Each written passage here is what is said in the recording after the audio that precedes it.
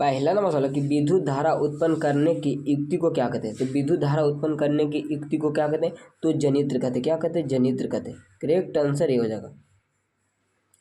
दूसरा नंबर सवाल है कि लघुपथ के समय परिपथ में विद्युत धारा का मान होगा। तो विद्युत धारा का मान क्या होता है, तो बहुत अधिक होता है। क्या होता है, बहुत अधिक होता।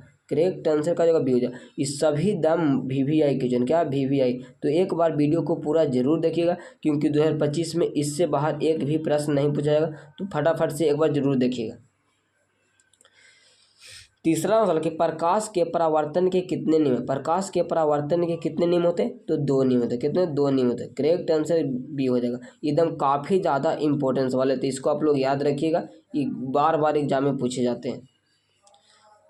चौथा नंबर सवाल कि किसी माध्यम के अपवर्तनांक का मान होता है। तो अपवर्तनांक का मान क्या होता है, तो sin I बटा sin R होता है। क्या होता है, sin I बटा sin R होता है।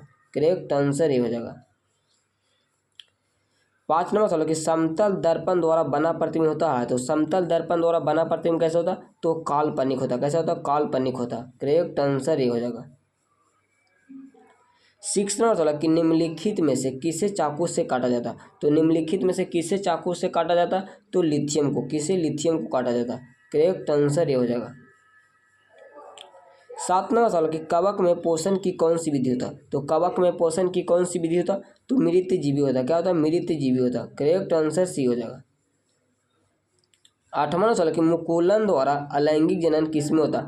तो मुकुलन द्वारा अलैंगिक जनन किसमें होता है, तो ईस्ट में होता है। किसमें होता है, ईस्ट में होता है। करेक्ट आंसर सी हो जाएगा। 9वां सवाल कि कौन सा धातु कमरे के ताप पर द्रव होता है। तो कौन सा धातु कमरे के ताप पर द्रव होता है, तो पारा। क्या होता है, पारा। करेक्ट आंसर का जगह बी हो जाएगा। 10 नंबर सवाल कि जो नेत्र निकट स्थित वस्तु को साफ नहीं देख सकता है, तो उस नेत्र में को कहते हैं। तो उस नेत्र को क्या कहते हैं, तो दूरदृष्टि दोष कहते हैं। क्या, दूरदृष्टि दोष। करेक्ट आंसर ये हो जाएगा।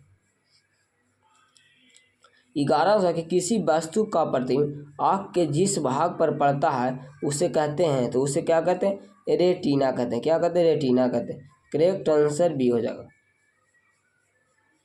12वां सवाल कि हरे पौधे कहलाते हैं। तो हरे पौधे क्या कहलाते हैं, उत्पादक कहलाते हैं। क्या, उत्पादक कहलाते हैं। करेक्ट आंसर बी हो जाएगा।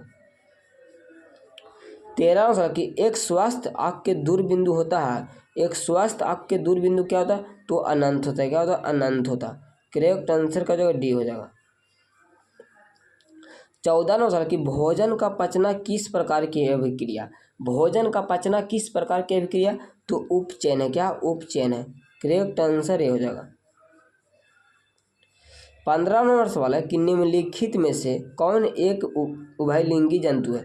इसमें से बताना है कि उभयलिंगी जंतु कौन है, तो केचुआ क्या है, उभयलिंगी जंतु है। इससे आप लोग याद रखिएगा। करेक्ट आंसर है। ये काफ़ी ज़्यादा इंपॉर्टेंट सवाल है एग्जाम के लिए, तो याद रखिएगा। 16वां सवाल कि पराग कोश में होते हैं, मतलब पराग कोश में क्या पाया जाता है। तो पराग कोश में क्या पाया जाता है, पराग कण। क्या, पराग कण पाया जाता है। याद रखिएगा। करेक्ट आंसर डी हो जाएगा। 17वां नंबर सवाल कि 1 किलोवाट घंटा तुल्य है। 1 किलोवाट घंटा तुल्य है, तो 3.6 गुने 10 के पावर 6 जूल होता है। याद रखिए। करेक्ट आंसर सी हो जाएगा। यहाँ पे सी, यहाँ पे बी हो जाएगा। करेक्ट आंसर का सी हो जाएगा। याद रखिएगा, इंपॉर्टेंट सवाल एकदम। 18वां सवाल कि विभवांतर का एसआई मात्रक होता है। विभवांतर का एसआई मात्रक क्या होता है, तो विभवांतर का एसआई मात्रक क्या होता है, वोल्ट होता है। करेक्ट आंसर सी हो जाएगा। 19 नंबर सवाल कि मैग्नीशियम पाया जाता है, मतलब मैग्नीशियम किस में पाया जाता है, तो क्लोरोफिल में। क्या, क्लोरोफिल में। करेक्ट आंसर ये हो जाएगा।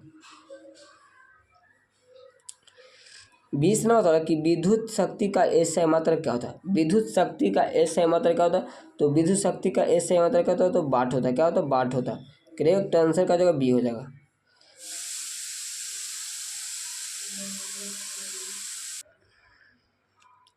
21 नंबर सवाल कि विद्युत बल्ब का तंतु बना होता है। विद्युत बल्ब का तंतु किसका बना होता है, तो इसका कमेंट बॉक्स में आंसर आना चाहिए। सभी स्टूडेंट का कमेंट बॉक्स में तड़का लगाइएगा।